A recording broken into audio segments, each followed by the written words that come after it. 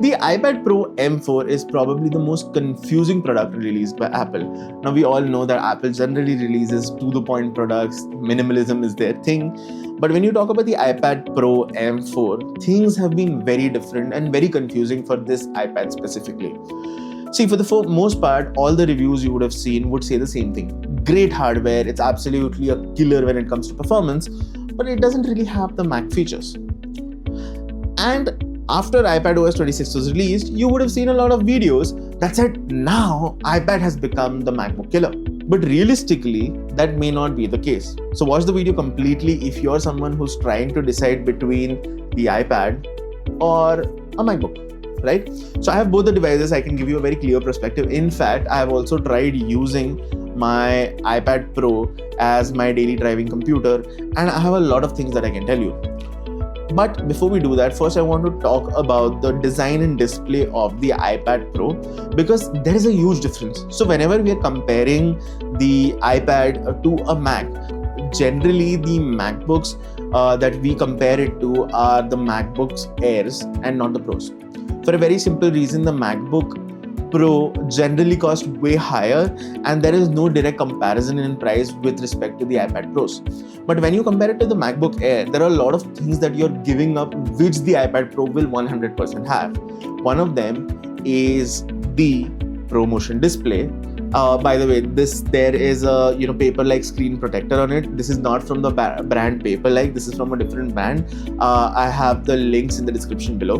Right. So you get the tandem OLED display in iPad Pro's M4, and this display is miles and miles better than your MacBook Air's display. Whether you take the MacBook Air M4, you take the M2 model, M3 model, whichever model you take, the quality of the tandem OLED is absolutely a class apart. It's actually better than the MacBook Pro's displays. So you don't have to worry about compromising on display on this front, and you will be compromising on the display when you come and try and buy the Mac Air. Now, when you talk about the processing power, actually one core is more generally in the MacBook Airs as in contrast to what is there on the iPad. Does it cause noticeable difference? Not at all. The reality is there is no noticeable difference. So most of the reviewers are right? The MacBook Air is going to be killed by the iPad Pro thanks to the iPadOS 26. The video is over, done. No, not at all. So what most reviewers will fail to tell you is that it's not that black and white. Yes, iPadOS 26 has introduced some really nice features like the 3 buttons for closing, minimizing, and arranging videos. You have flick to arrange videos, which I honestly feel is something that should be there even on MacBooks. Nonetheless, these features are really great. You also have the file menu on top now on the iPad, which is a great introduction. But that does not mean apps have complete access to features that are there on MacBooks. Not at all. Your apps are still limited by the limitation of iPadOS. If you open Final Cut Pro on iPad, it is still not going to allow you to have custom templates, which are the bread and butter of a lot of video editors, right?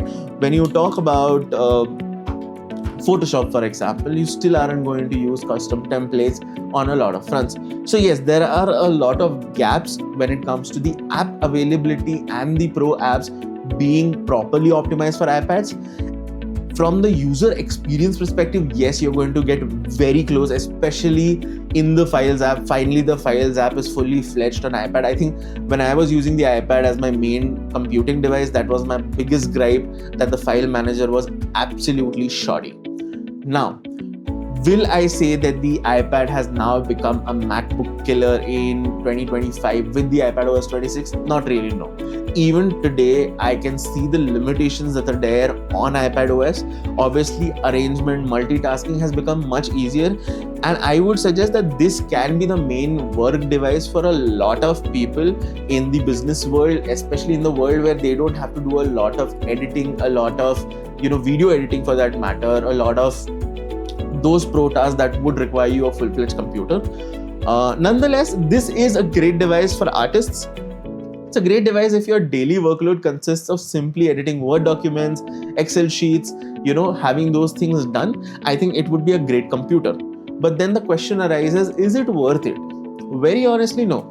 So you're getting an 11-inch screen. Yes, obviously you're getting the tandem OLED display. Yes, you're getting ProMotion. But you're getting it at a premium much higher than the MacBook Air. And honestly, if you're in these, the workloads are like this, you don't require the things that the iPad Pro offers you. All in all, very honestly, currently, as many as reviewers want to say that, as much as the reviewers want to say that the iPad has now become a MacBook killer, the truth is there is still a long way to go